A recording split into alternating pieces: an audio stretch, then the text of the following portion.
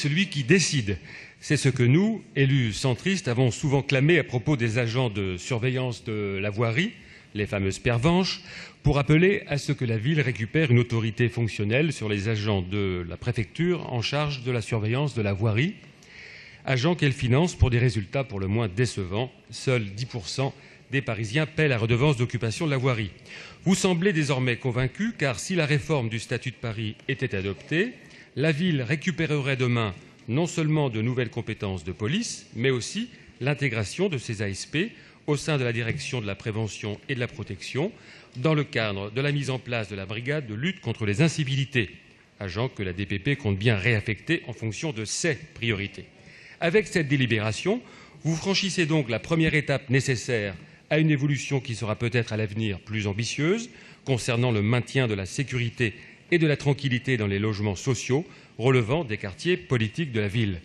Bien sûr, pour ménager vos partenaires, vous parlez plus volontiers de maintien de la tranquillité que de la sécurité des personnes. Mais je note que le mot « sécurité » est de moins en moins tabou, puisqu'avec la réforme du statut de Paris, vous allez reprendre la compétence en matière de sécurité des équipements collectifs dans les immeubles d'habitation, si j'en crois l'article 25 du projet de loi. Je constate surtout, et peut-être suis-je là un incorrigible optimiste, que la brigade de lutte contre les incivilités, embryon de police municipale, ne demande qu'à grandir et intégrer de nouvelles compétences et de nouveaux agents sous l'autorité directe de la DPP.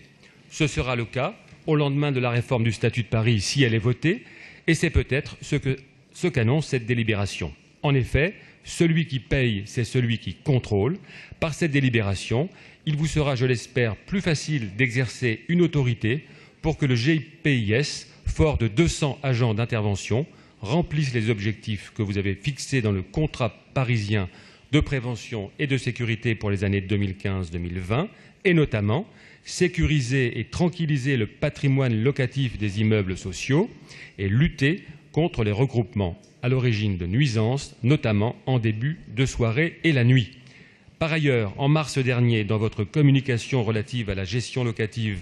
vous avez souhaité aller beaucoup plus loin et installer une task force rassemblant la ville de Paris, le parquet, la préfecture de police et les bailleurs sociaux d'ici à fin 2016, afin de permettre l'accompagnement des procédures d'expulsion pour troubles de jouissance et accélérer les dispositifs de réparation et de prévention de la récidive. Nous attendons donc, après ce premier acte, un acte 2 de la lutte en faveur de la sécurité et de la tranquillité dans le parc social. Je vous remercie.